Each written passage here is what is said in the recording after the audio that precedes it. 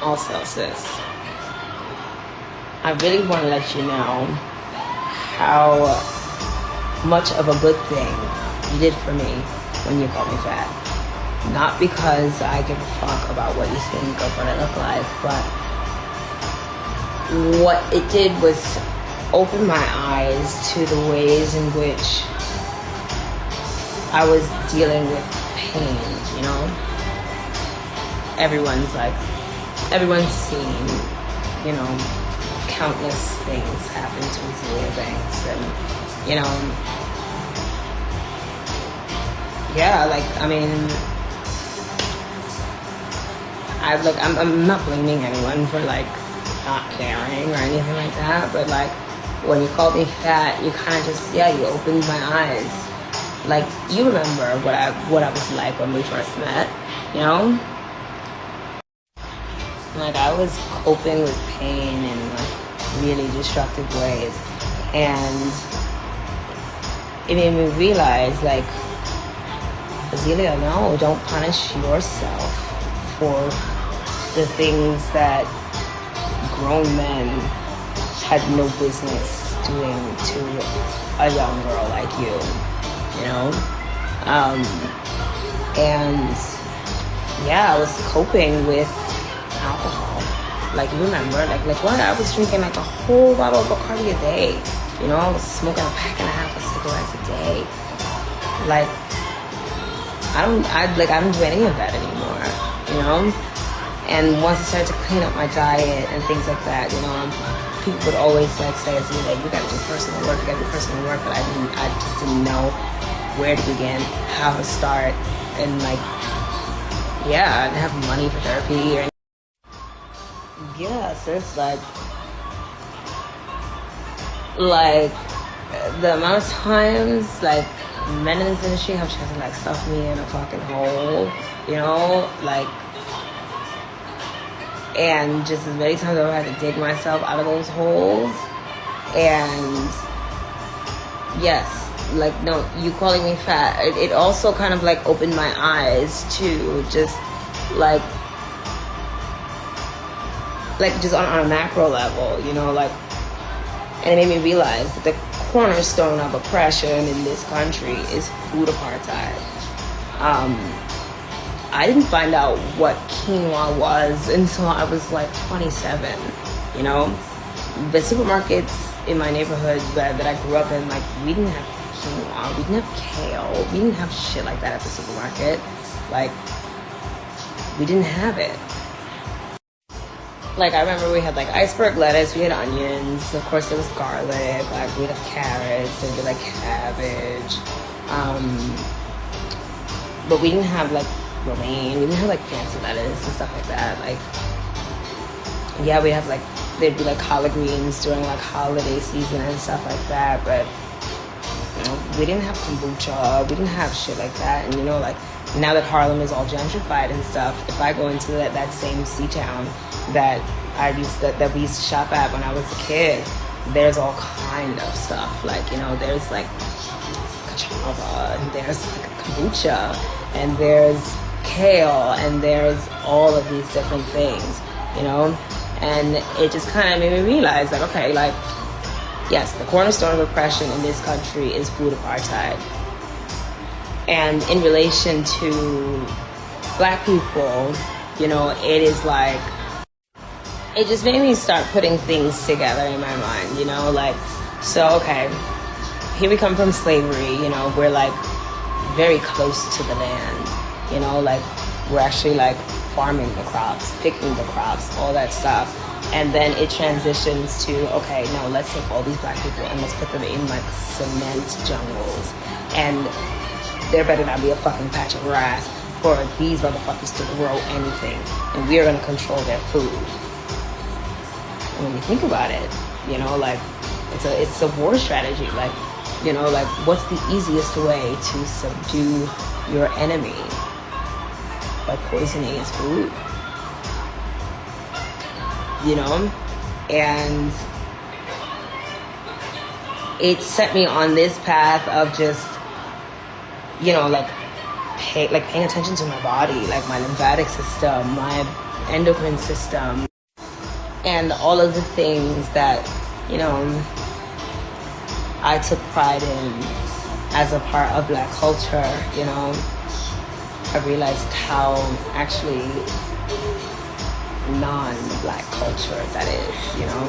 Like when you think about it, like in which African cuisine is there cheese?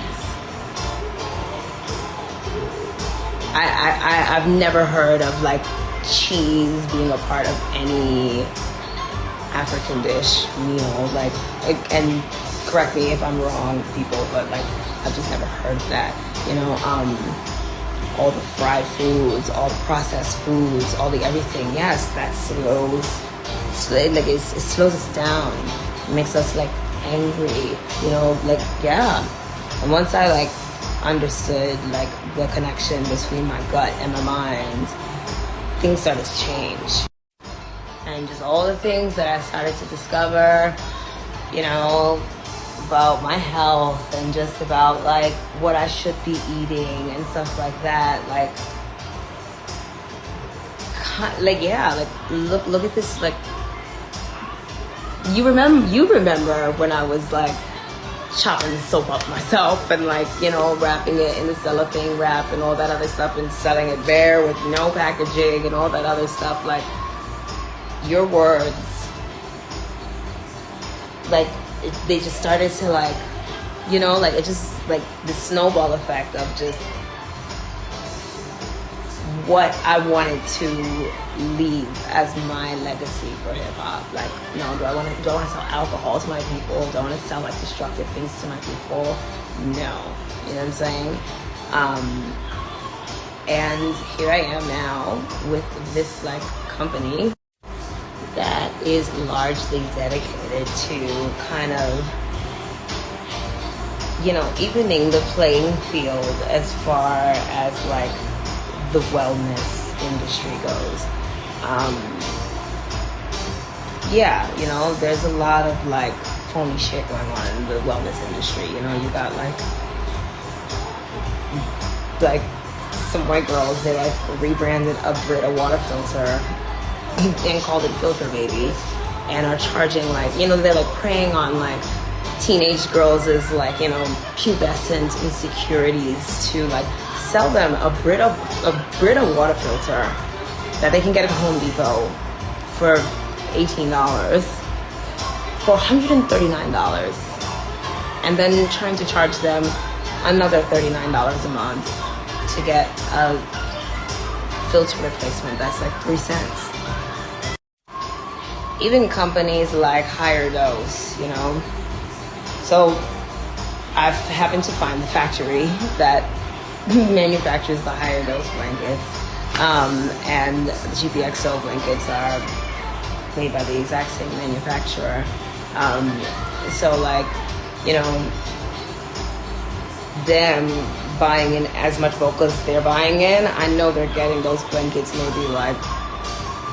maybe even as cheap as $40 a pop, and they're like selling them for $700, and all the branding is just like white women. So it's like sending this message that wellness is only for like rich white women, you know, and they're pretending as if they like, you know, came up with this idea and all this. No, it's Chinese technology.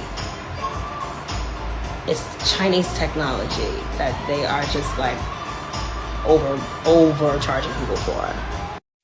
Like really, like these Higher Dose girls, they've got the nerve to put some powdered Gatorade in a packet and call it hydration and ask for, what was it, like $49 or something?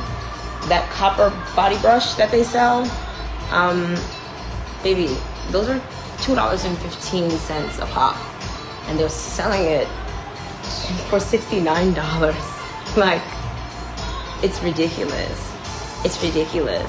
And I'm sure that when, you know, the tired Latina woman that's been working all day, or like the tired Black woman that's been working all day, like sees that, and she sees that price, and she just feels like that's not for her.